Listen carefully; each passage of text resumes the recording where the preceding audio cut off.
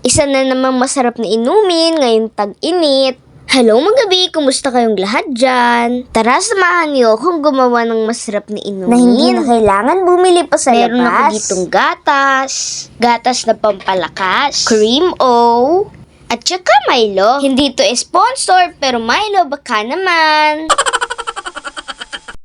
So, ayan, durugin muna natin ang cream O. Na parang ikaw, durug na durug nung iniwan ka.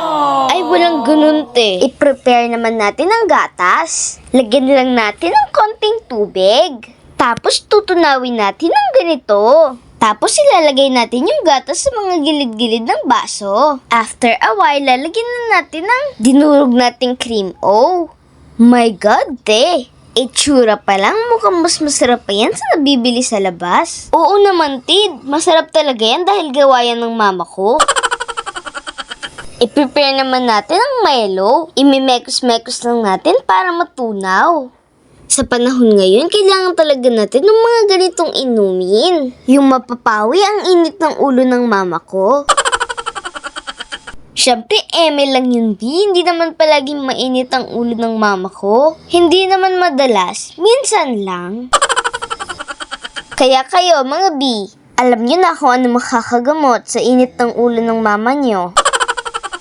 So, ayan, lagyan natin ng maraming yelo. At ngayon, ilalagay na natin ang dinurog nating cookies sa ibabaw. O, diba, mga B?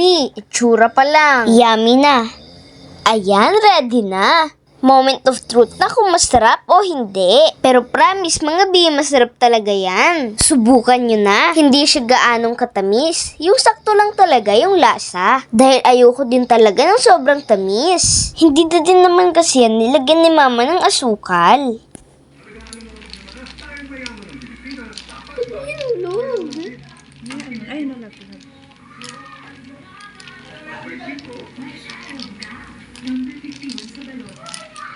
Growth nutrients can slow down bone growth.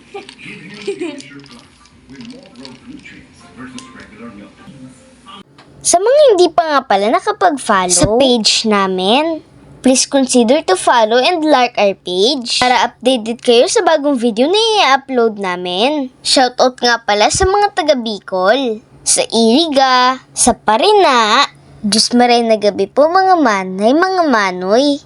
Ingat po kayo palagi. At shoutout din kay Tita Mama na nagpahalo-halo kanina. Mabalos po, Tita Mama. Sa uulitin. Sige, hanggang dito na lang muna. Hanggang sa muli, mga B. Paalam. Bye-bye.